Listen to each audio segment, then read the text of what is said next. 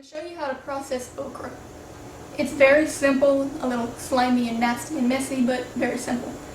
All you're going to do, you pick your okra, preferably when they're pretty small, clean them real good, and you're just going to take them, slice them into these little familiar slices that you're used to seeing from the store. The only thing you have to watch out for, let me find a big one for you, they'll get to the point where they're too hard, but it'll be pretty obvious. You hear that sound? That's too hard to cook. We just feed this to the livestock because you really can't do much with it. But you stick to your smaller ones, and you can feel it. They cut pretty easy. That's all you want. Once you have enough, you can just stick this into a Ziploc bag and throw it in the freezer, and it'll last a year until your next harvest. I usually put them up in a gallon Ziploc bag because that's how much I use whenever I make like an okra gumbo. You can also can them, and I'll show you how to do that in a minute. To process it, you have to put an acid in it so that it doesn't spoil, because there's nothing in here that's going to help to preserve it. So we put tomato, and then I use it in okra soups. And I'll show you how to do that after I'm finished cutting all this up. I'll get back with you. The okra are all cut up now. If you wanted to pickle these, you could. Pickled okra is very good. Leave them whole, use small tender okras. Go back to my pickling and canning thistle video. Follow it exactly the same, only use your okra instead of thistle, and leave out the dill seed. You can put it if you like, but typically dill seed kind of clashes. It doesn't taste very well with okra. The pure vinegar is better. So just follow the same thing, but don't use the dill seed, and you can pickle and it'll can and everything. We're going to cook with these, and if you're going to just fry them, you can leave them like this. That's how most people do it. But if you cook with it, most people leave them like this too, but I don't, because I like the taste, but I don't like the slime. I don't want to have any slime in my food because it's... But there is a way you can cook it, and you can process all that slime out of it to where you only get the taste in the vegetable, but none of that okra slime. I'm going to show you how to do that now. Start with your okra. Okay.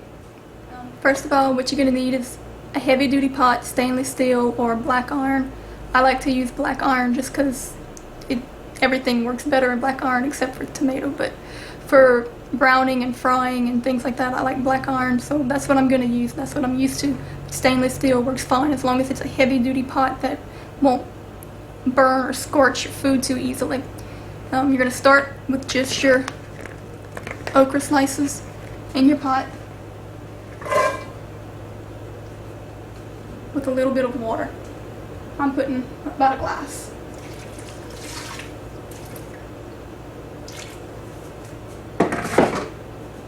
Turn the heat on about medium high, and some salt. I use sea salt just because I like it. It's better for you and it's got a better taste. At first you don't notice it, but after you get used to sea salt, you prefer the taste. So that's what I use. Just salt it down a little bit.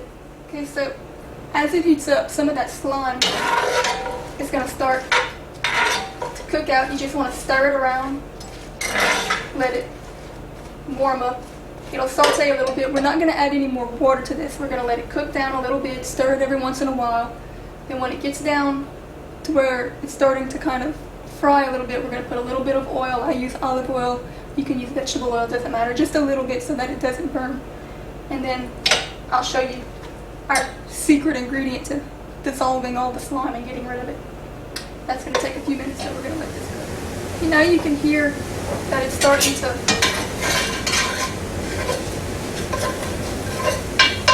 saute a little bit. To keep it from burning, I'm going to put a little bit of olive oil.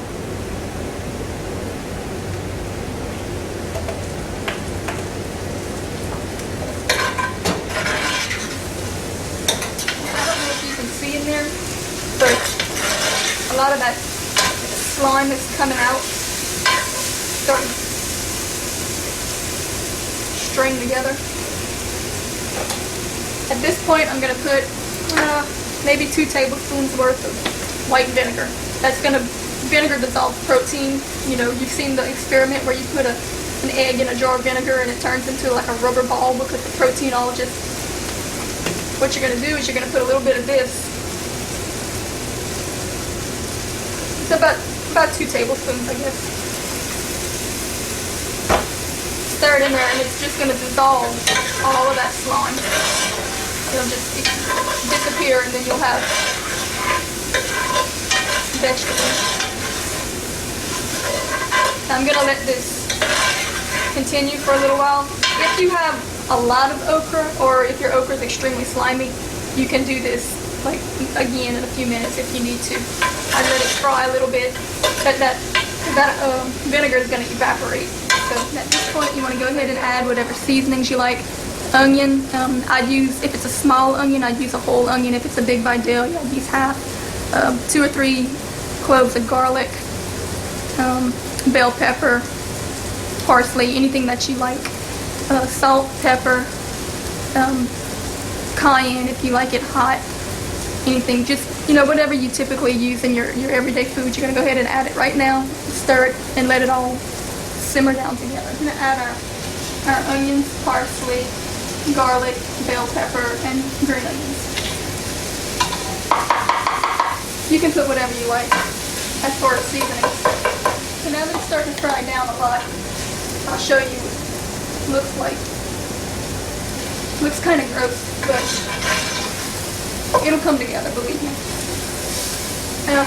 Everything's melted. I'm stirring it and there's no more slime. It's all dissolved out. The onions are cooked down. I've salted and peppered and put all the seasonings that I like. Now what I'm going to do is add my tomato. If you're doing this to can in jars, you can add stewed tomatoes. Actually, if you're doing it even to cook like a soup or something, you can add stewed tomatoes, real whole tomatoes, whatever you want. I'm going to put tomato paste because I'm going to turn this into an okra gumbo / soup. This type of okra gumbo is extremely rare. There's only a few families left that even cook it anymore. Typically what most people call an okra gumbo is a regular roux gumbo with okra thrown in it. This is a very old recipe. It's usually only, well, it's really only known in South Central Louisiana, like I said, by a few families. So you're not going to really find this too many other places.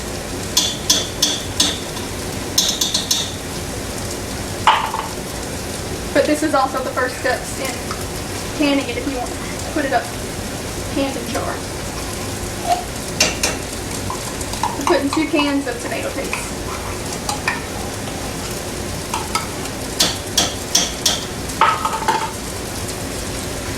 Stir my cooked okras in with the tomato. A little bit of water so that my tomato paste doesn't start to scorch.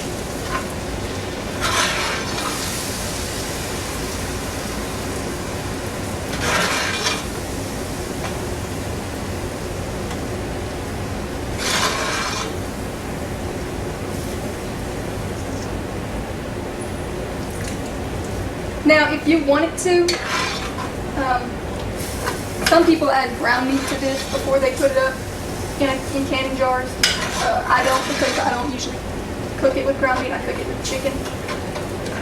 But basically, at this point, you can take it out, put it into quart drawers, and seal them. Like I said, go back to the canning and pickle and thistle video, and at the end of the video, it'll show you how to can. You can it the same way. You put it in your jars and give it a hot water bath. And then you have this in your jars. Once you have this in your jars, anytime you want, you just go and take a quart jar, throw it in a pot with some chicken, boil it. It makes a soup. It's extremely good. But I'm going to show you how to make the okra gumbo as well.